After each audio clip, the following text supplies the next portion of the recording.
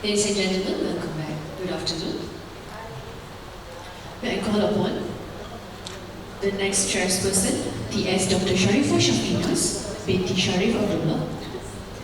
Dr. Sharifah is from Faculty of Health Sciences, UIT and Selangor. She has 22 years of experience as a registered nurse and 16 years as a nursing educator. Ladies and gentlemen, her passion lies in the intervention studies, with her work published in index journals and receiving accolades such as the 3rd Best Paper Award from the Singapore Medical Journal in 2016 and the 9th place in the Best Paper Award from the Environmental Behavior Journal in 2022. Ladies and gentlemen, please welcome Dr. Sharifah. And next chairperson, we have Dr. Farah Aida Jumuddin from Faculty of Medicine, Lincoln University College. Dr. Farah holds a Doctor of Philosophy in Pharmacy degree, and she's currently serving as a lecturer in the Faculty of Medicine, Lincoln University College.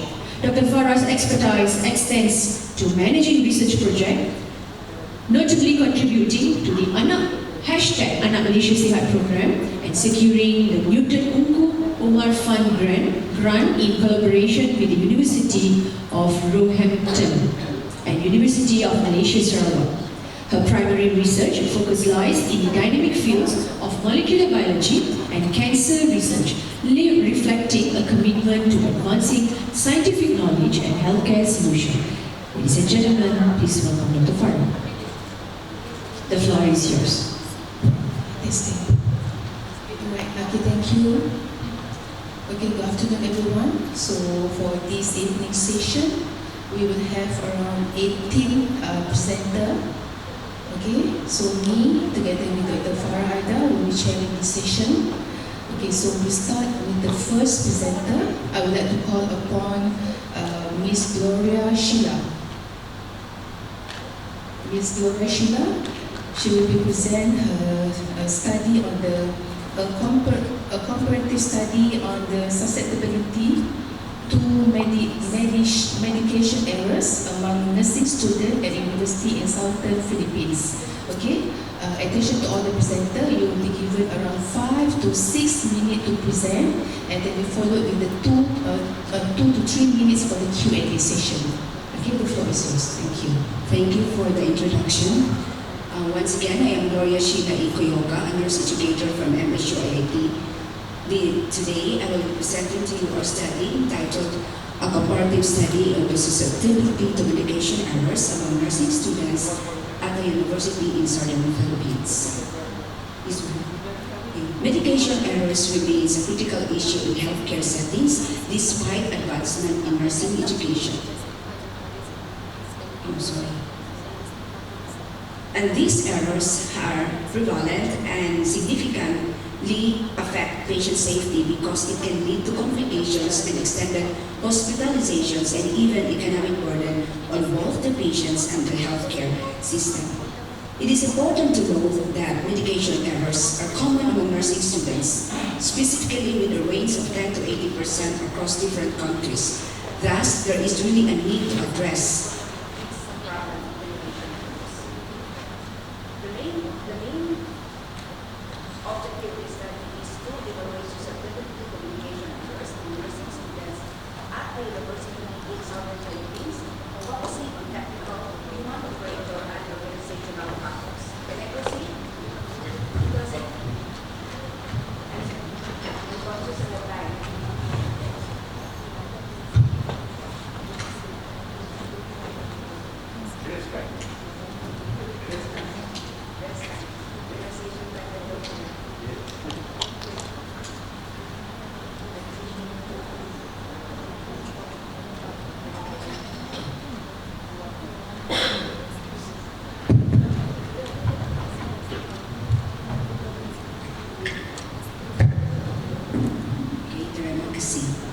So focusing again on technical human operator and organizational factors, which is based on the Eindhoven model of incident causation, which is the framework for this study. Without addressing these technical failures, human operator failure, and organizational factors, this may lead to nature situation, which may again have an impact on the patient safety. This study used a descriptive survey research design with 173 nursing students chosen through proportionate stratified random sampling. This study also utilized a questionnaire adapted from Upside et al. 2019, which was modified. Thus, it was subjected to pilot testing, content validity, and reliability test with a Cronbach's alpha result of 0.842, again focusing on technical, human operator, and organizational factors. A NOVA test was used to analyze potential differences in medication errors committed among level 2 to level 4 nursing students. The results have shown that the respondents have low susceptibility to all the factors, that is technical, human operator, and organizational factors. These human operator factors is further subdivided into knowledge factors and personal factors, while the organizational factors is further subdivided into environmental factors and administrative factors. However, it is important to note that out of 30 questions, 26 responded positively, while 4 questions were responded negatively. What is this negative response? The negative response implies that these factors has an increased risk of committing medication errors, while positive response implies that this factor have a low risk of medication errors. Later on, I will discuss the 4 factors that have negative responses. Also, the students were asked to rank which factor is the number 1, number 2, and number 3. And all of the level 2, level 4 factors identified human. Please take note of this. Human operator factors is the first factor that they perceive that may increase the risk of medication errors, followed by technical factors, and last is the organizational factors. So moving on, I will discuss what are those negative responses. For the human operator factor, the first is that the students perceive that they are prone to commit medication errors if they have inadequate sleep prior to hospital duty. And the second is they feel anxious or fearful about the possibility of making mistakes and harming the patients. And for the technical factor, there is only one: the inability or eligibility of the handwriting of the physician. For the organizational factor, there is only one, and they have the students have hard time concentrating if they will be assigned to many patients during their shift. Thus, the recommendation focus on these 4 negative responses. The first is that integrating time management skills and self-care practices into the nursing curriculum. That is, we will teach students how to balance academic responsibilities together with self-care practices, the importance of mental and health well-being, and another is foster a caring and supportive environment. We nurse educators should also have ample time to have an open discussion with our students, letting them to ventilate what are the problems encountered in the hospital duty, and promote communication skills. This focuses on teaching our students effective communication skills, asking the physicians specifically on unclear documentations, but of course in a friendly and an ethical manner. Another is utilize simulation training. This is of course providing exercises that will, example, they will have many patients so that they will know how to prioritize patients' needs without feeling overwhelmed. And last but not the least is teach effective multitasking strategies. So, attending the needs of our nurses, of our student nurses, we can also attain the sustainable development goal, that is good health and well-being among the nursing students. As the saying goes, we cannot give what we do not have.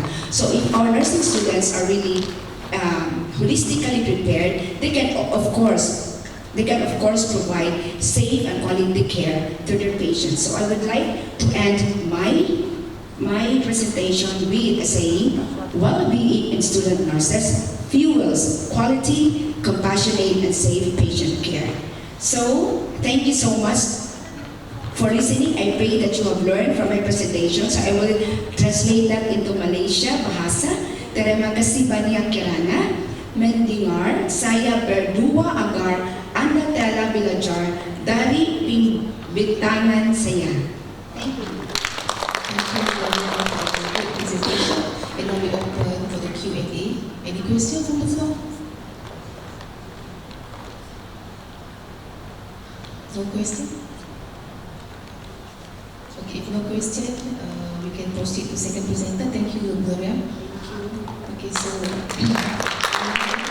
second presenter, Miss Riri Andriati. Miss Riri Andriati, she will present innovation of 3D page flip, e-module and Android application on compliant with hemodialysis therapy and ureocreatinine level in chronic kidney failure patients.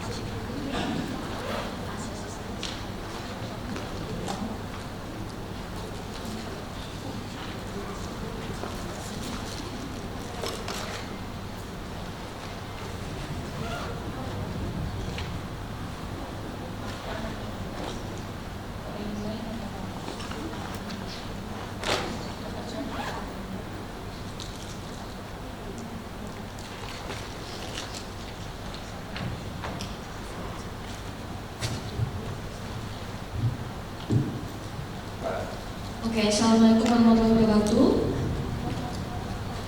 Thank you for ladies and gentlemen. Now I want to present about my research. My team research is Lilis Andriati, Rita Dewi Pelatiwi, and me, Femita Purnamasari Indah. The title of my research is Innovation of 3D Patch Flip e-Module and Android application on compliance with hemodialysis therapy and ureocreatinine levels in chronic kidney failure patient. So the table of content is introduction, research methodology, result, discussion, conclusion, and references. The introduction, the background of our research is CKD, chronic kidney failure or chronic kidney disease, is an important health problem.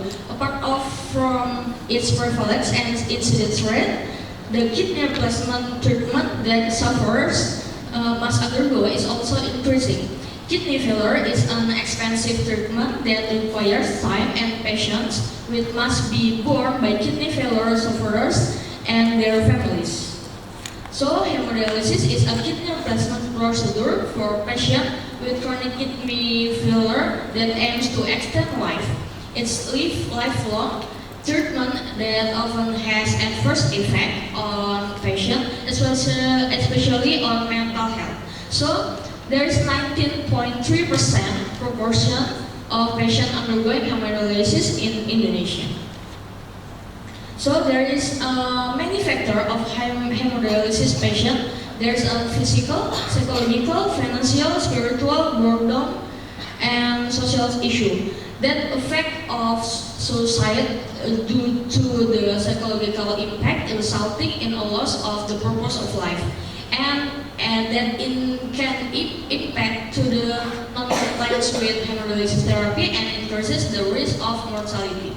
So out of the 150 patient undergoing hemodialysis, and there is 70 or 46.6% experience depression, there is 43 or 28.6% had suicidal thoughts.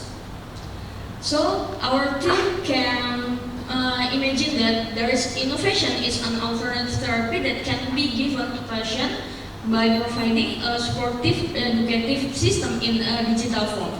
The innovation is the 3D patch flip e-module and Android application. This innovation increase compliance with hemodialysis therapy in chronic kidney failure patients, improving ureocreatinine levels in CKD patients, and increasing life expectancy through motivation in expectation of decreasing in the death rate. This is the location of the research. The Tanggerang Emergency General Health House or Hospital in the Type B Hospital and Hemodialysis Referral Center is Banten Province. The number of visits per day is 44 patients with kidney failure for hemodialysis therapy. The number of hemodialysis equipment is 35 devices, and the shift is morning and afternoon. So the aim of the research, of the objective of the research, to increase compliance with hemodialysis therapy in chronic kidney failure patients through the 3D patch flip e-module and Android application innovation models, and found differences in the effectiveness of the two innovation models in compliance with hemodialysis therapy. So the research method is there's four stages, and there's two groups. The first group with 3D patch flip e-module, and the second group is with Android application. The result. This is the result and the data on characteristic of group 1, first group respondent, 3D patch flip e-module. More than half respondent is a female, and there is 30 until 49 years, and the occupation is housewife and have senior high school education. The result from pre-test and post-test, so there is increased hemodialysis compliance, pre-test disobedient 78.2% and post-test disobedient 23.6%. So there's increased compliance hemodialysis. The result, bivariate analysis, there is significant relationship between 3D patch flip e-module with urea levels or urea and creatinine level with p-value 0.000. Okay, this is the data characteristic of group 2 or second group implementation of an Android application. So more than a half respondent is male, 54.5% have a senior high school and more than 60 years old. This is the result pre-test and post-test compliance group, the second group implementation of an Android application. So there is increase in hemodialysis too. From pre-test, there is disobedient 43.6%, post-test 100 obedient. So all of the respondents have more compliance, more obedient compliance with hemodialysis after intervention with an Android application. Okay, there's a significant relationship between intervention with an Android application with urea levels and creatinine level with p-value 0.000. This is the result of compare about 3D patch flip e-module and Android application. So in Android application there is obedient 100%. Okay. The 3D patch flip module is strategic for dealing with chronic kidney failure or CKD to increase compliance with hemodialysis therapy in chronic kidney failure patients with a p-value 0.000, meaning there is a differences in compliance between the pre-test and post-test. So the 3D patch flip e-module is a good strategy to decrease urea and creatinine level and to increase the hemodialysis compliance. In group 2, implementation of an Android application as a management strategy for chronic kidney failure 2 to increase compliance with hemodialysis therapy in chronic kidney failure patient. So an Android application 2 as a strategy for dealing with CKD 2 to increase compliance with hemodialysis therapy with a p-value 0.0002. So this means that there is a difference in compliance between pre-test and the post-test. Okay, differences in urea level and creatinine levels before and after providing education with 3D patch flip e-module and Android application in group 1 and 2. Judging from the research result, in Group 1 using 3D patch flip e-module and Group 2 using the M-Android application, it can be concluded that from the result of URL values or URL pertinent values and compliance, there was an increase in Group 2. This result showed that respondents were more effective when given the M-Android application intervention as a strategy for dealing with CKD patient in chronic kidney failure patient. This is the conclusion between Group 1 and Group 2.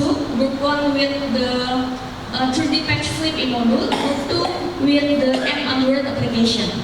So the both of the intervention is effective.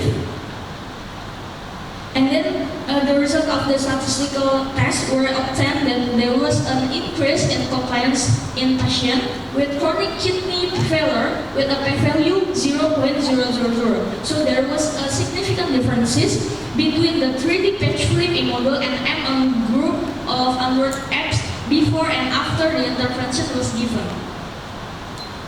This is our references. Okay, thank you all. Assalamualaikum warahmatullahi wabarakatuh. Okay, thank you to Ms. Yunus for the presentation. And now we open for the Q&A session.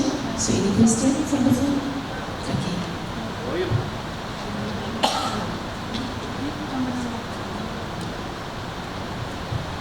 Thank you. I'm Mulan from Indonesia. I would like to ask you, Mrs. Fenita Purnamasari Indah,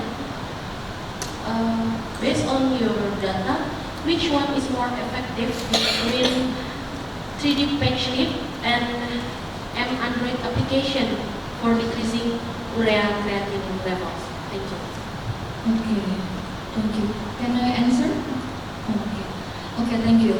Which more effective between 3D patch flip e-module or application? So from the research, okay, if we can see this result, if we can see the graphic pie, so M-Android application more effective than 3D patch flip e-module because this is the post after intervention.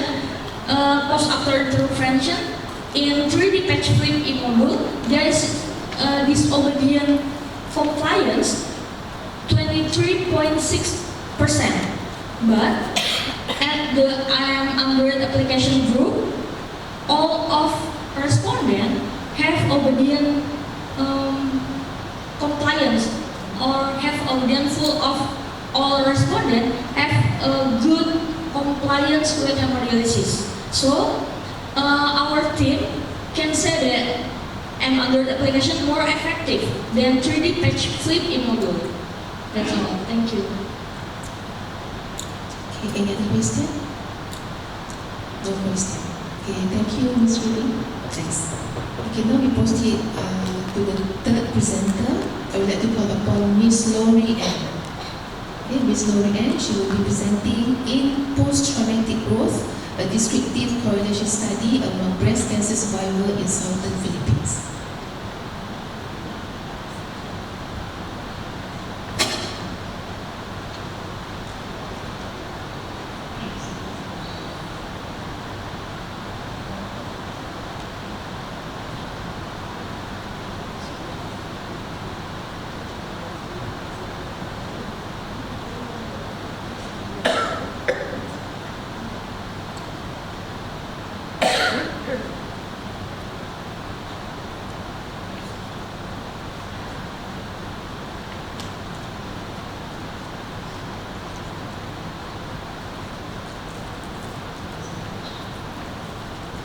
Good afternoon, everyone.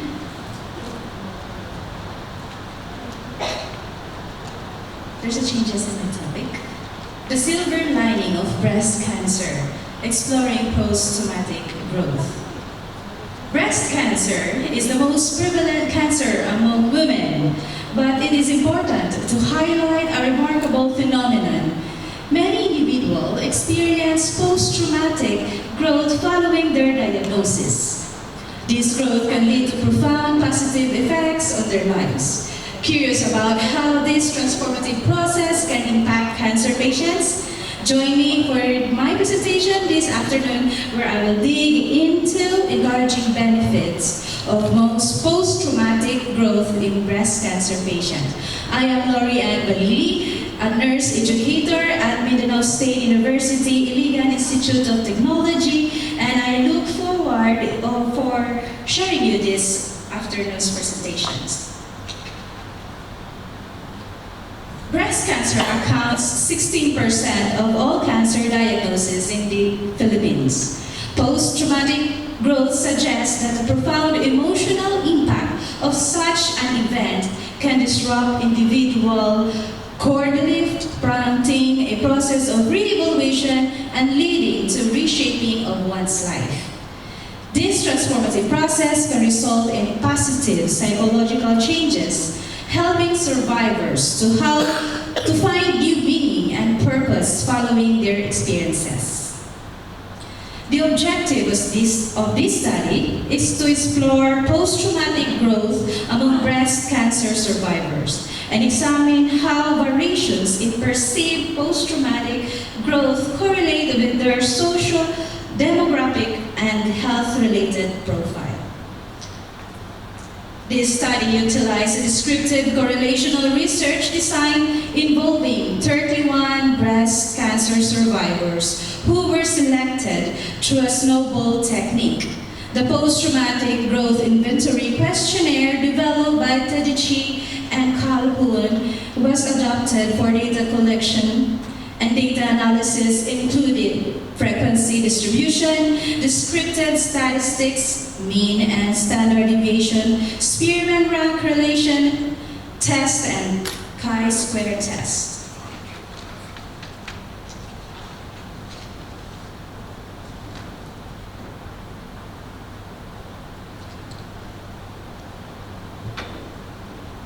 The result of this study, the finding indicates that respondents in the younger age group shows a significant appreciation for life in the post-traumatic domain. This suggests that younger individuals tend to have a higher level of appreciation of life. This phenomenon may be attributed to their limited life experiences, which lead them to compare their current situation primarily against fewer post-experiences. In contrast, older individuals who have accumulated a broader range of life experiences are likely to recognize appreciation of life in multiple aspects. And young respondents exhibit a strong appreciation of life, and older generation may derive their appreciation from more extensive and varied set of life experiences. A participant in Zari et al. 2021 aptly stated, "No matter how long you live, what matters most is the happiness you experience throughout the journey." This underscores the importance of positive outlook for overall well-being. The second table illustrates the relationship between health profile and post-traumatic growth among breast cancer survivors. It reveals that the respondent diagnosed at stage 1 experienced greater involvement and improvement in relationship compared to those at stage 4. Specifically, higher cancer stages are associated with lower potential for post-traumatic growth in relationship. Advanced cancer stages correlate with reduced chances of cancer-free survival, which may contribute to a negative outlook of illness and heightened feelings of hopelessness. A systematic review by Kenneth et al. 2021 highlights the post-traumatic growth is linked to positive personality traits and experiences during cancer diagnosis and treatment, varying by intensity and prognosis. The American Cancer Society 2020 notes that living with cancer can deepen relationships with loved ones. Additionally, research by Shi et al. 2022 reveals that illness, severity, and mental health significantly influence personal empowerment and the strengthening of interpersonal bonds. In conclusion, post-traumatic growth among breast cancer survivor is influenced by social, demographic, and health-related factors, particularly age and the stage of cancer of diagnosis. These indicators suggest that as age increases, breast cancer survivors are mostly likely to appreciate for life, while more severe cancer stages makes it harder to strengthen bonds. In recommendation, incorporating family members into support system for late-stage cancer patient enhances emotional resilience and coping strategies, fostering a shared journey by healing and growth amid adversity. In a world often defined by struggle, the true beauty of our journey emerges not from the absence of pain, but our ability to transform it. As Catherine and Jay Wolf shared, my brokenness becomes beautiful when I see trauma as an opportunity to grow. Thank you so much for listening and have a wonderful afternoon. Okay, thank you. Thank you to Ms. Lori Ann for the presentation. And now we open for the Q&A session. Any questions? Okay. Yes, sir. Very much for the presentation. Just would like to, of course, the study is not the best as you said. So could you, maybe from your literature review, or from your personal experience, do you see any correlation between your results? Sir, I cannot hear you. Can you please make your voice loud? Okay, can you hear me now? Yeah. Okay. So, do you, from your personal experience or review of literature, do you see any correlation between your studies and other, cancer types or other chronic diseases? Thank you very much. Particularly this study, cancer, also focusing on breast cancer. Some studies doesn't show about post-traumatic. That's beyond of my limited and scope of the study. However, my study, post-traumatic care can further be recommended to other cancer diseases if those researchers wanted to proceed further study in this study. Thank you so much. Thank you. Any other question from the back? Okay, we have one question. From your title, you mentioned silver lining. May I know what you mean by silver lining? And my next question is post-traumatic growth. So the term is a bit confusing because post-trauma is just like after the trauma. So can you just explain? Thank you so much, ma'am. Silver lining means it's successful.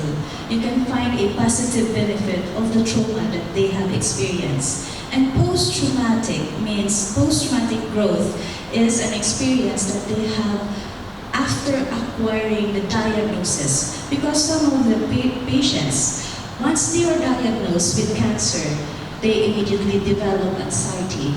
Particularly PTG or post-traumatic experiences only for soldiers who are brought on the fight. But we wanted to study this PGT experience. How about we bring this study to those cancer patients, particularly breast cancer? So there was a result of the domain, particularly in the age and the appreciation of life, and also the relationship and bonds of their loved ones. And those who are early stage diagnosed, first stage, they showed a strong relationship, which can be contributed to a good result for those, or a good result for bondings of the loved ones, of our loved ones.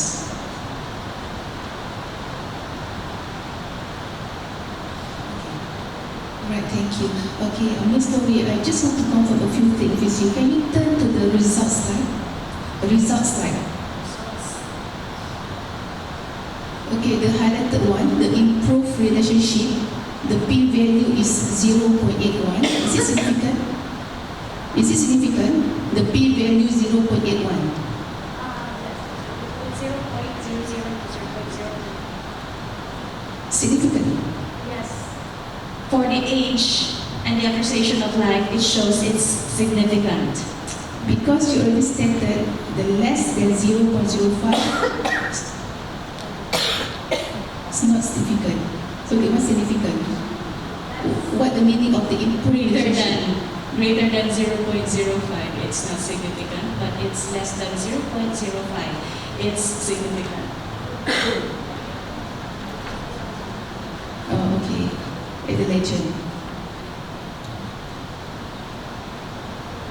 Okay, so the value is 0.81. Is it significant or not? Is it less than 0.05, more or more than 0.05?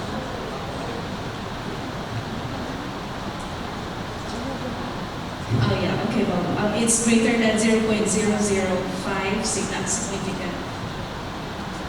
So maybe some typo there. Oh yeah, we like it. Yes, thank you so much. Okay, that's all. Thank Thank you. you so much. Thank you, Ms. Lori. Thank you. So we can move to the next presenter. Okay, next presenter is Miss Suryanti Idris. Okay, Miss Suryanti will be presenting correlation between demographic factor, age, gender, and living area and tuberculosis notification rate in private healthcare across sectional study.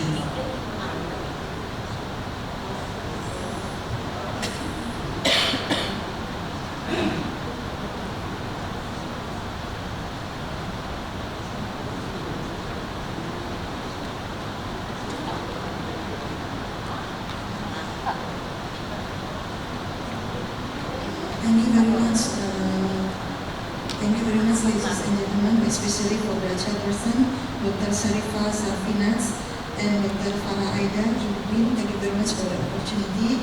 Today, I and Dr. Idris want to present our study about the correlation between demographic factor of the patient, which is age, gender, and living area, and tuberculosis notification rates in private health care. One of the cross-sectional study. Why we want to study about this? As we know, TB, tuberculosis, remains one of the most